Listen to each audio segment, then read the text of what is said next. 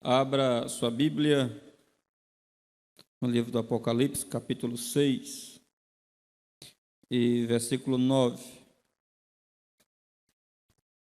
Apocalipse, capítulo 6 e o versículo 9.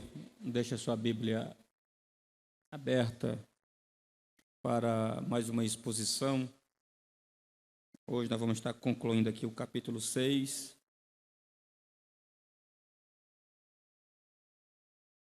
Que fala sobre os selos. Todos encontraram? Amém?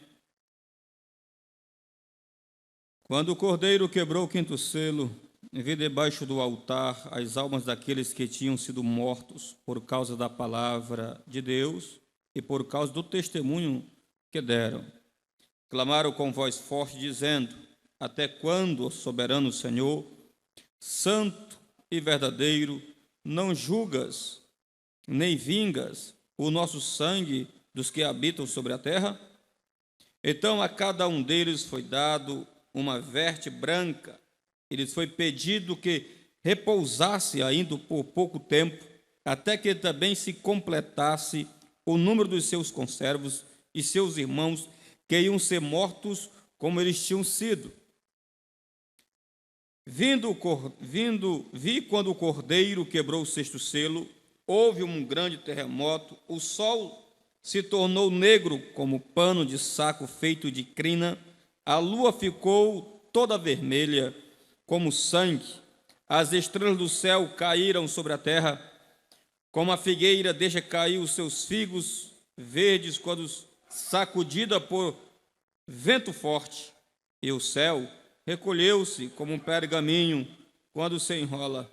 Então todos os montes e as ilhas foram movidos do seu lugar. Os reis da terra, os grandes comandantes, os ricos, os poderosos, e todo escravo e todo livre se esconderam nas cavernas e nos penhascos dos montes, e disseram aos montes e aos rochedos: Caíram sobre nós e nos escondam da face daquele que está sentado no trono e da ira do Cordeiro, porque chegou o grande dia da ira deles, e quem poderá subsistir? Eu irei conversar com os irmãos sobre a ira do Cordeiro. A ira do Cordeiro, baseada na exposição do versículo 9, que vai até o versículo de número 17. O Cordeiro falado no Antigo Testamento era a intenção de tipificar e apontar para Cristo, o verdadeiro Cordeiro de Deus. Esse animal ele é falado implicitamente lá no livro de Gênesis. Você lembra que quando Adão ele peca, eles caem, come do fruto da árvore da vida, ou melhor dizendo, o fruto da árvore do conhecimento do bem e do mal, e eles, ao comerem, eles são julgados, mas antes do julgamento, o Senhor encontra que eles estavam nus, e eles, para resolver o problema do seu pecado, eles colocaram folhas para cobrir a sua nudez. Então Deus aparece e diz lá o texto que ele matou um animal e arrancou a pele desse animal e vestiu Adão e Eva. Ou seja, subentende-se que esse animal, baseado em todo o contexto da Bíblia, nós devemos entender que esse animal seja um cordeiro. E a pele daquele animal, vestindo Adão e Eva, é o meio pelo qual nós devemos entender que o homem não é salvo pela sua justiça, mas ele é justificado pela justiça do Cordeiro, que é Cristo Jesus, o Filho de Deus. E olhando o homem vestindo, querendo cobrir sua nudez com folhas, ali é o homem querendo resolver o problema do seu pecado. E o homem não consegue resolver o problema do seu pecado. Então Deus prova isso quando ele mata ali esse animal, que a Bíblia não diz que animal é esse, mas nós devemos subentender, baseado em todo o sacrifício que Abel fez, o sacrifício dos novilhos realizado pelo sacerdócio levítico, ali no período da lei, no tempo de Moisés. Então, todo esse período eram cordeiros que eram mortos e sacrificados. Então, esses cordeiros estavam apontando para Jesus de Nazaré. Esse cordeiro, também nós vamos ver que ele é visto nas Escrituras como algo para trazer uma substituição. Quando Abraão, ele foi chamado por Deus para sacrificar o seu filho Isaque, no instante que ele vai meter o tutelo no peito do menino, uma voz brada e diz que ele não poderia fazer tal coisa, porque ele sabia que Abraão amava a Deus, temia a Deus e obedecia a esse Deus. E ele disse, para ele olhar para o lado, lá estava um cordeiro, amarrado pelo chifre, e ele iria sacrificar esse cordeiro no lugar do menino, que isso estava apontando com que ia descrever Isaías, no capítulo 53, que ele vai descrever o servo sofredor, que ele vai carregar nossas transgressões, nossas iniquidades, nossos pecados, ele iria ficar em nosso lugar, e lá Jesus, esse servo sofredor, esse Messias sofredor, ele é chamado de ovelha muda. Então, Jesus, esse cordeiro, sempre está apontando para Cristo Jesus, que ele veio se colocar no nosso lugar. E João, quando ele está pregando na beira do rio Jordão, então ele aponta quem é o cordeiro e diz: eis aí o cordeiro de Deus que tira o pecado do mundo. A expressão grega lá não é exatamente tirar o pecado do mundo, mas é a expressão, a tradução mais certa deveria ser que ele carrega o pecado do mundo. Ele seria aquele bode emissário que, quando era feito o sacrifício, era colocado a mão na cabeça desse bode emissário, e ali ele transferia o pecado do homem para esse bode, e o bode ele carregava o pecado e se distanciava.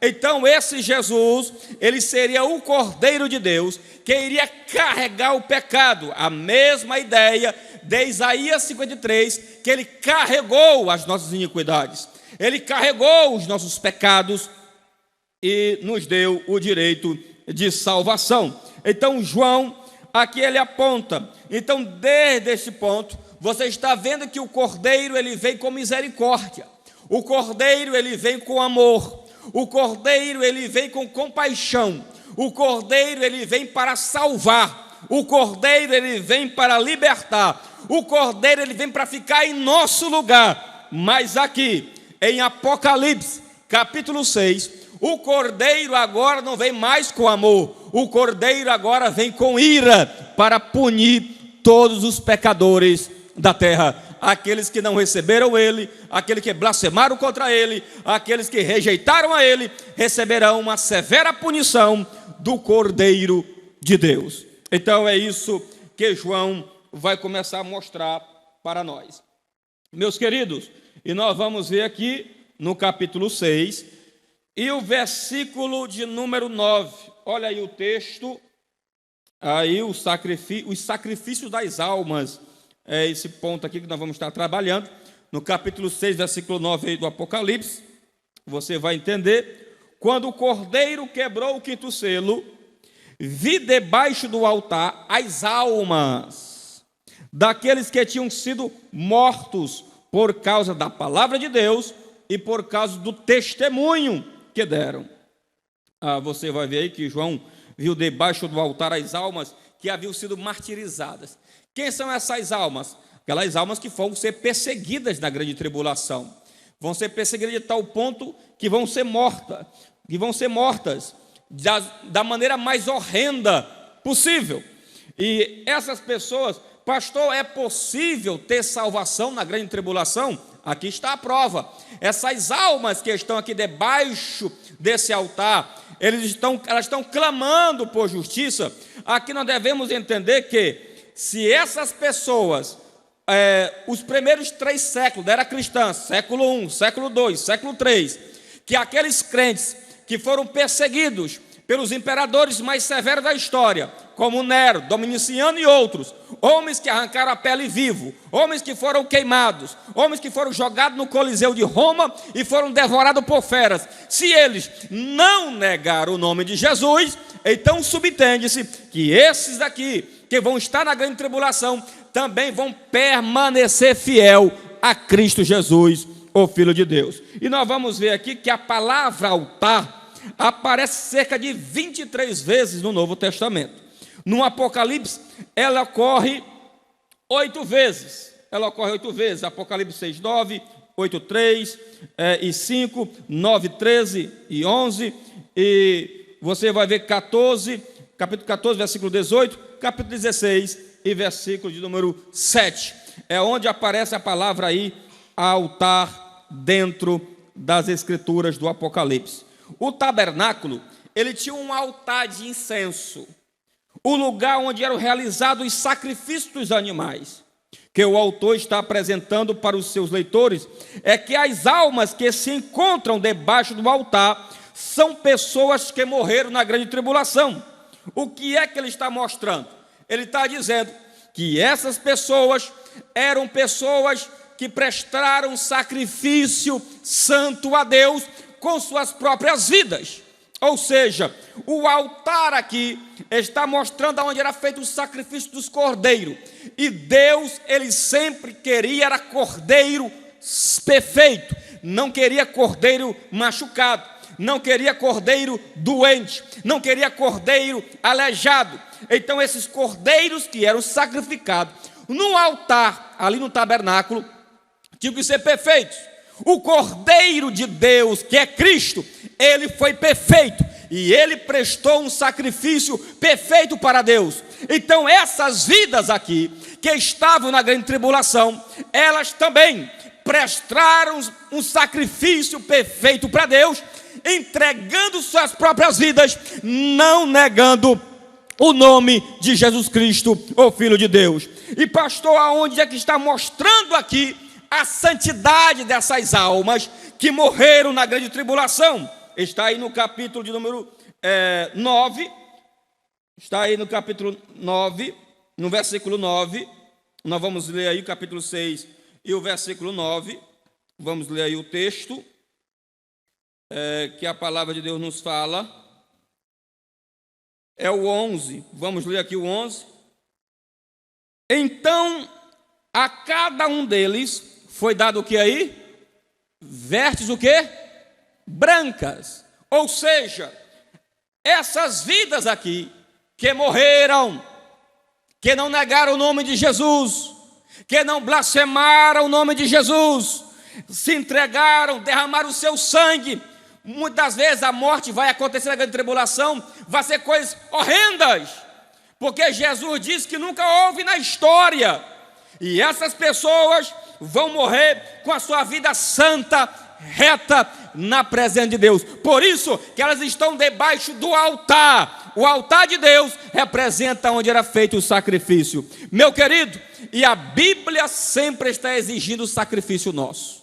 Sempre está exigindo. Quando você lê as Escrituras, você vai observar aí que essas pessoas que morreram aí na grande tribulação, elas morreram por causa do testemunho. Primeiro, por causa da palavra. Segundo, por causa do testemunho. Ou seja, eles pregaram a palavra, viviam a palavra. Aqui está a ideia, que eles morreram por causa da palavra. Por quê? Porque pregaram, porque ensinavam esta palavra, porque eles também não negavam esta palavra. E a palavra testemunho aí é o substantivo no grego, significa martírion, que dá a ideia de martírio, morte. E quando você vai ver lá em Apocalipse, capítulo 2 e versículo 13, Antipas é chamado de fiel testemunha. E por que lá testemunha? Lá também é a mesma ideia de martírio, o termo testemunho. Vamos ler lá no capítulo 2, versículo 13 de Apocalipse. Conheço o lugar onde você mora, que é o lugar onde está o trono de Satanás.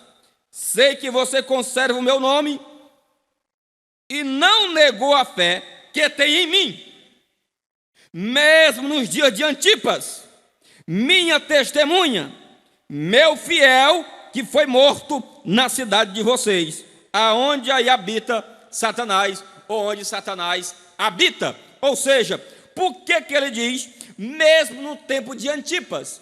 Porque o tempo de Antipas, este homem aqui, nesse contexto, estava vivendo uma terrível perseguição. E ele aqui é um modelo de homens que foram testemunhas fiéis, que não negou o nome de Jesus em meio às perseguições. Então, meus irmãos, essas almas que foram mortas, de todos os tempos e épocas, nós devemos entender que essas almas que estão debaixo do trono, ou debaixo do altar ali, não é apenas dessas pessoas que vão morrer na grande tribulação, mas é os santos de todas as épocas, onde eles estão clamando por vingança e clamando por justiça. É esse que o texto está mostrando. Então nós devemos ver aqui, no capítulo 6, versículo 10, vocês vão ver eles esperando por justiça. Leia aí comigo o capítulo 6 e o versículo 10. Clamaram com voz forte, dizendo: até quando, ó soberano Senhor, santo e verdadeiro, não julgas, nem vingas o nosso sangue dos que habitam a terra? As almas que se encontram debaixo do altar, ou na presença dele, significa que quando essas pessoas morrem, estarão logo com ele. Ou seja, quando uma pessoa morre, ele não vai para outro lugar, ele vai diretamente para estar com Deus. As almas que se encontram debaixo do altar de Deus, ou na presença dele, significa que quando as pessoas morrem, estarão logo com ele. Não haverá purgatório, as almas não vão ficar vagueando pelo tempo, não haverá reencarnação, eles não vão surgir uma sessão espírita. Os que morrem em Cristo entrarão diretamente para estar com o Senhor. E o maior exemplo é que eles vão estar debaixo aqui do trono, clamando por vingança. Irmãos, a coisa que a gente mais quer no mundo é que quando alguém persegue a gente, fala mal da gente, critica a gente, ou muitas vezes quer matar a gente quer vingança na mesma da hora. A gente quer que Deus faça logo o negócio. Só que nós devemos entender que tudo deve ser no tempo de Deus. Você vai ver aqui que o clamor das almas é feito ao juiz de toda a terra. Esse clamor dessas almas, que se encontra debaixo do altar, a sua insistência e perseverança, as atitudes lembram a viúva que clamava ao juiz até o seu desejo ser atendido. Jesus, explicando essa parábola, ele disse: acaso Deus não fará justiça aos seus escolhidos, que clamam a ele dia e noite? Está lá em Lucas, capítulo 18, versículo 7. Você vai ver no Salmo de número 79, o verso 10. Porque diriam as nações: onde está o Deus deles? Seja manifesto entre as nações, e diante dos nossos olhos a vingança do sangue dos teus servos que foi derramado. Ou seja, eles estão clamando pelo soberano. A ideia de soberano aqui é uma ideia teológica, que ele se intervém na história, que ele governa todas as coisas, que ele é todo-poderoso e ele realiza tudo no seu tempo. Ele realiza tudo na sua vontade. Não é no teu tempo, não é na tua vontade, não é no teu querer. A vingança de Deus não pertence a você, mas pertence a Ele.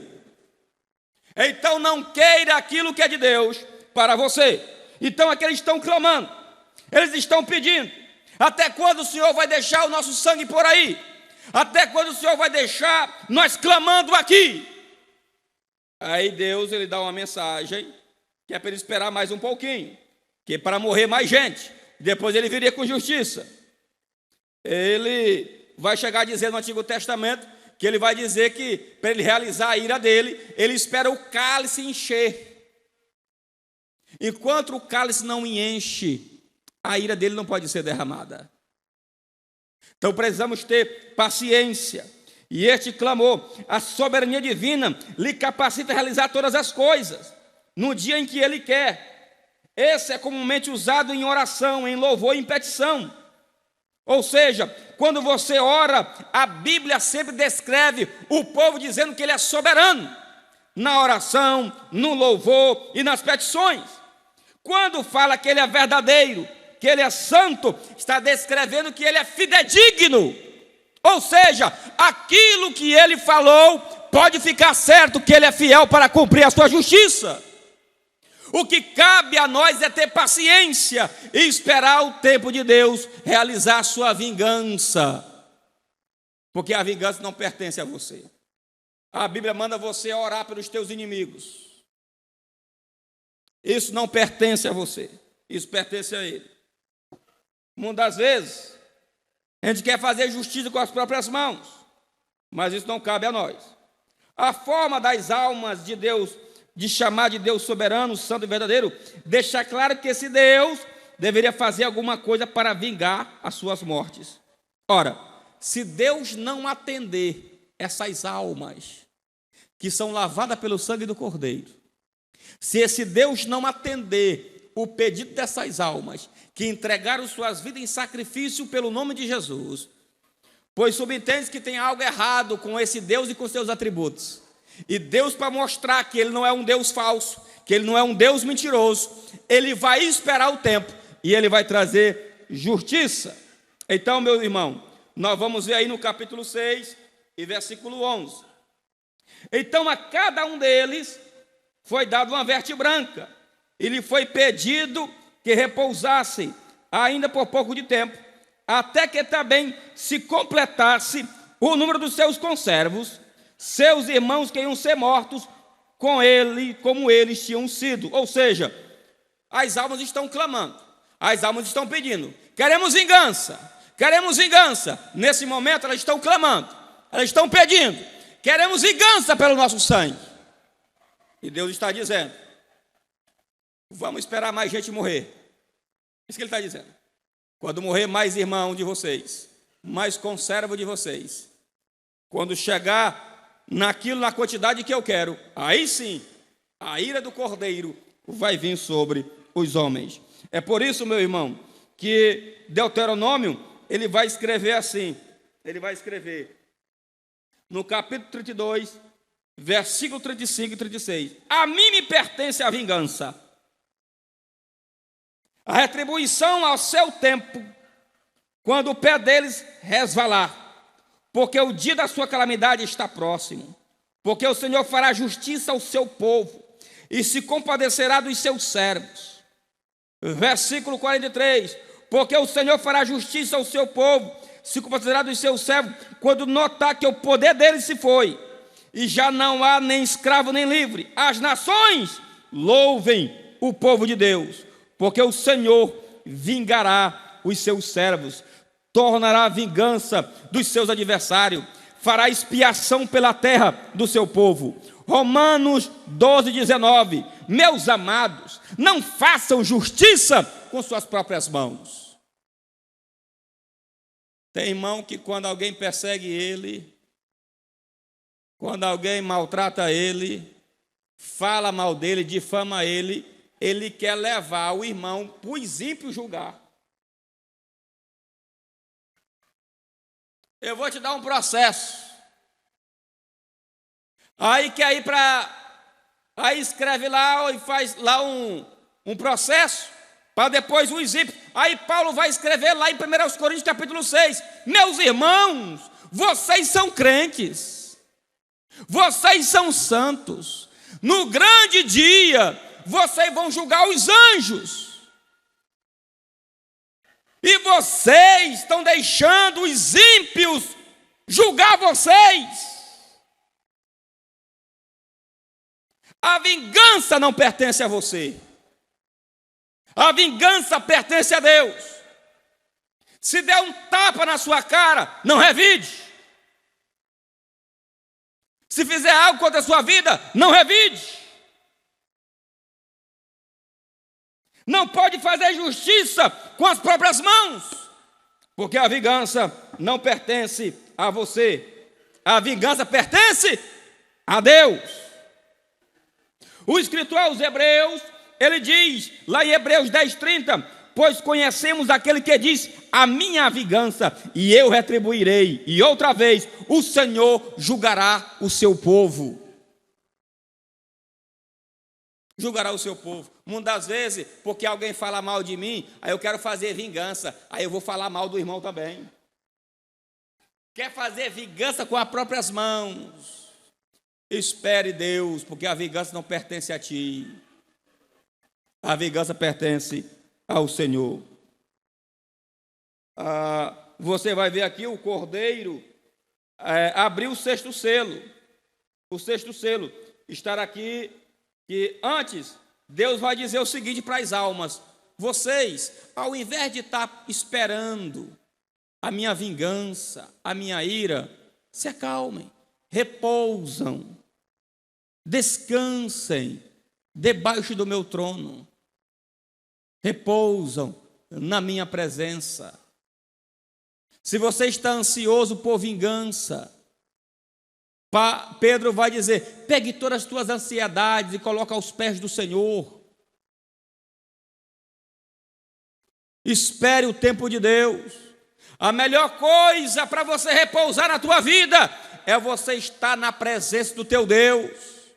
Essas almas, para ter repouso, estavam debaixo do trono, clamando o nome do Senhor. Não tem coisa melhor do que estar na presença desse Deus vivo, que vive e reina para sempre. Ao invés de você estar desesperado, ansioso, que tem de pessoas que ficam muitas vezes aflitas, ansiosas, depressivas, é porque não confiam de ficar na presença de Deus. Hoje uma jovem me ligou, desesperada, aflita, porque hoje nós estamos vivendo um período de ansiedade, depressão, pessoas angustiadas, ansiosas. E eu disse: minha filha, a melhor coisa é você descansar no Senhor. Pegue essas ansiedades, porque Jesus disse: cada dia é o seu mal. Para que esse desespero? Para que essa agonia? Espere o tempo de Deus. E o próprio Salomão vai dizer: há tempo para tudo nesta vida. Há tempo para tudo. Espere. Tem que esperar. Nós vamos ver aqui que o cordeiro abriu o sexto selo. Vi quando o cordeiro quebrou o sexto selo. Houve um grande terremoto. O sol se tornou negro como pano de saco de crina. A lua ficou toda vermelha como sangue. As estrelas dos céus caíram sobre a terra, como figueira deixa cair os seus figos verdes, quando sacudida por um vento forte. E o céu recolheu-se como um pergaminho quando se enrola. Irmãos, aqui são a abertura do sexto selo. O cordeiro, ele vai pegar e vai abrir. E agora, o negócio vai começar a mexer na parte da natureza. Deus vai começar a mexer no firmamento. As estrelas dos céus vão começar a cair. Nós devemos acreditar que isso daqui não é uma linguagem figurada. Tudo isso daqui é literal. Isso daqui vai acontecer no período da grande tribulação. Nós vamos lá para Mateus. Abra aí sua Bíblia em Mateus.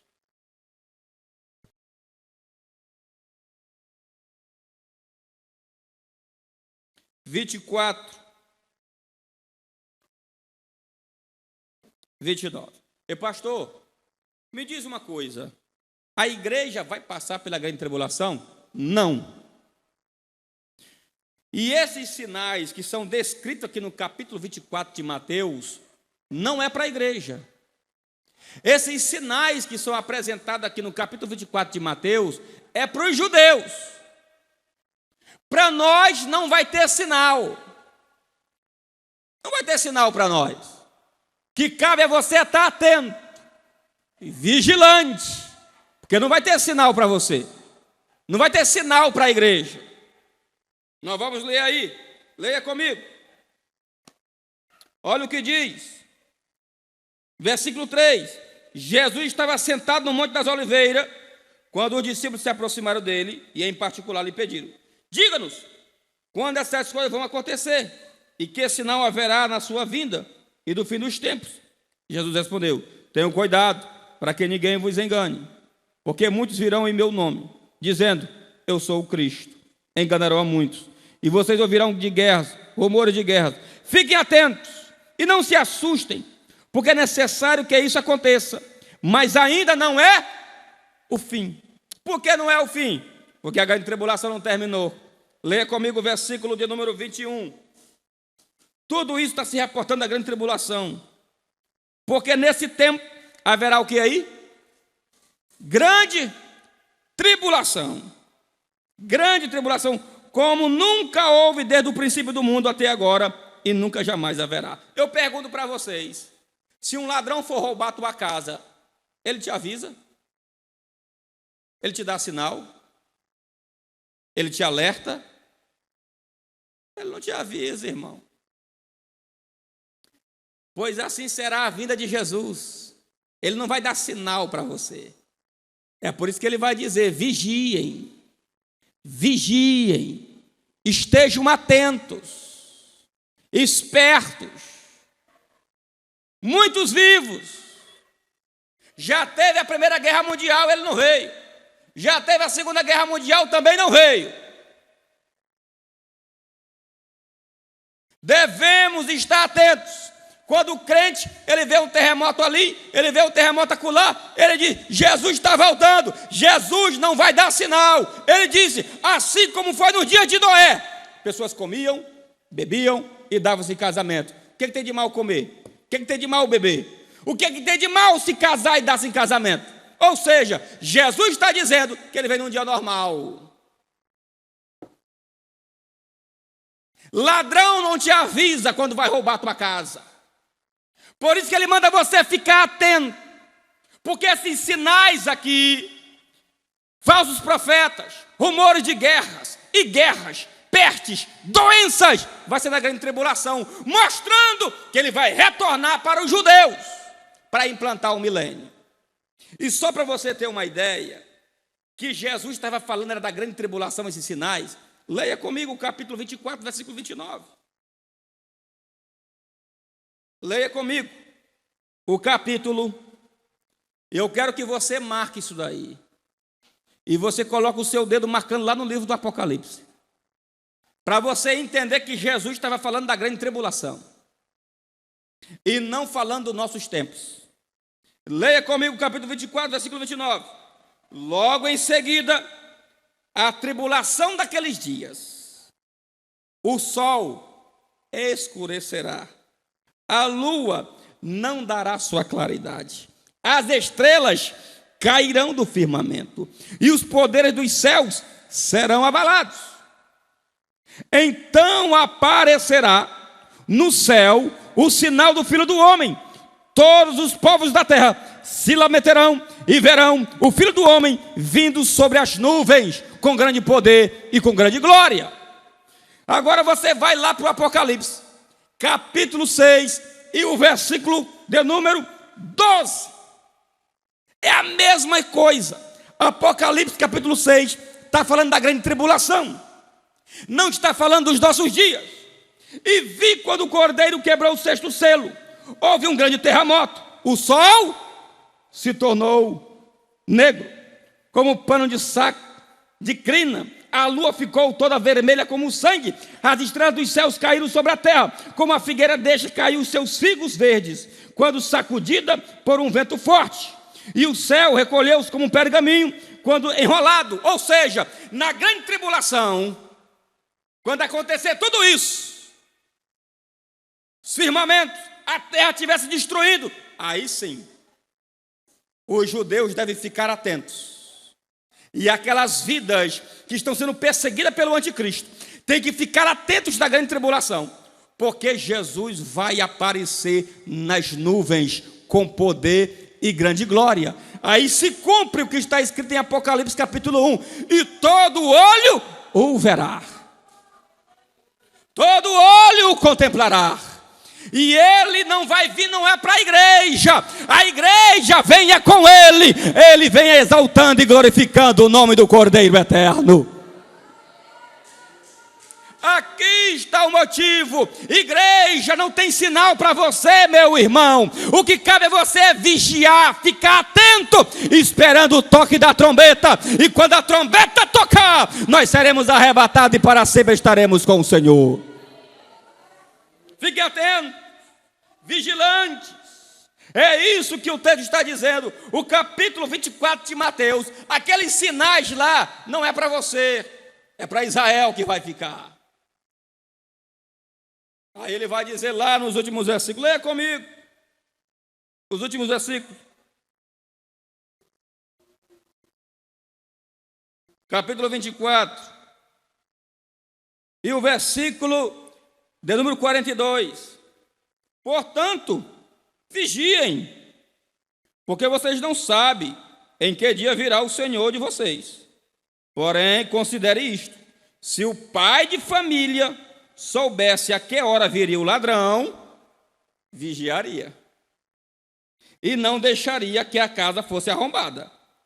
Por isso, estejam também vocês preparados, porque o Filho do Homem virá a hora em que você menos esperam. Por que o pai de família coloca ferrolhos nas portas? Por que ele compra e coloca uma chave e tranca? Porque ele está 24 horas vigiando. Ele está atento diariamente. Por quê? Porque o ladrão não dá sinal. Então Jesus se compara como um ladrão. Ele vai vir num secreto. Aí tem irmão que quando olha um terremoto no Japão, olha um tsunami na Indonésia, meu Deus, Jesus está voltando. Ninguém sabe o dia que ele vai voltar. Você tem que estar em vigilância, que quando a trombeta tocar, você vai se encontrar com ele. Jesus pode vir de duas formas para você, ou para nós. Ele pode vir no arrebatamento, ele vem ao teu encontro, ou você pode ir ao encontro dele. Devemos estar atentos diariamente. Para finalizarmos, os reis da terra, capítulo 6, versículo 15 e 17, para finalizar. Os reis da terra, os grandes, os comandantes, os ricos, os escravos e todo livre, se esconderem nas cavernas e nos penhascos, nos montes, e disseram aos montes e os rochedos: caiam sobre nós. E não se escondam da face daquele que está sentado no trono e da ira deles. E quem poderá subsistir? Irmãos, nesse dia, quando começar a aparecer a ira do Cordeiro, ele derramando a sua ira sobre os homens, sobre a face da terra. Primeiros ministros da Europa, presidentes, grandes comandantes, generais, homens poderosos e ricos, o dinheiro dele não vai poder salvar eles. A patente deles não vai poder livrar eles da ira do Cordeiro. A influência deles não vai poder livrar eles da ira do Cordeiro. Eles vão correr. Eles vão se esconder. Outros vão pedir: montes caiam sobre nós. Porque eles vão conseguir olhar para a face da ira do Cordeiro. Vai ser algo terrível. A Bíblia diz que as mulheres formosas vão se desmaiar.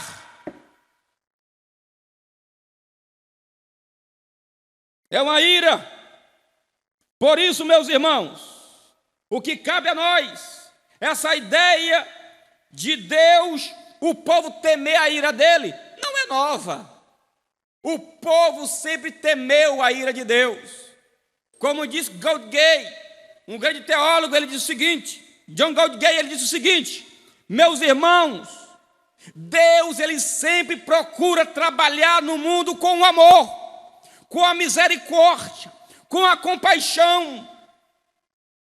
Mas quando os homens não se voltam para ele, ele é necessário usar a sua ira para os homens se voltar para ele. E os homens temem. Oséias 10:8 diz: os lugares altos de Avém, que são o pecado de Israel, serão destruídos. Os espinhos e as ervas daninhas crescerão sobre os seus altares. O povo dirá aos montes: cubram-nos, e as colinas caiu em cima de nós. Isaías 2,19, quando o povo vivia também na idolatria, então as pessoas se meterão nas cavernas das rochas, nos buracos da terra, ante o terror do Senhor e a glória da sua majestade, quando ele se levantar para encher a terra de espanto. Lucas capítulo 23, versículo 30, nesses dias dirão aos montes, caiam em cima de nós, e as colinas cubram-nos. A ira de Deus é algo terrível. Agora você imagine, se a ira de Deus ela é terrível na grande tribulação, agora imagine no julgamento eterno. Não é porque Deus ele manifesta a ira, não significa que ele deixa de ser amor. Quando Deus ele manifesta um atributo, ele não esconde o outro. Porque cada atributo é o seu todo, é Ele. É a manifestação da sua glória, é a soma da sua glória. Quando Ele é amor, Ele também não deixa de ser ira. E quando Ele é ira, Ele também não deixa de ser amor. Por isso que nós devemos estar atentos. O Cordeiro demonstrou o grande amor pelos pecadores. Agora virá contra aqueles que rejeitaram esse amor. E ninguém subsistirá esse terrível juízo daquele que está sentado no trono, que é Deus, e o Cordeiro, que é Cristo. A ira aqui não é só do Cordeiro, não. O versículo é bem claro em nos dizer que é a ira daquele que está no trono, visto no capítulo 4, que é Deus, e a ira do Cordeiro que está quebrando os selos e revelando o desenrolar da história. Então, meus irmãos, nós não precisamos ter medo, nós não precisamos ter espanto.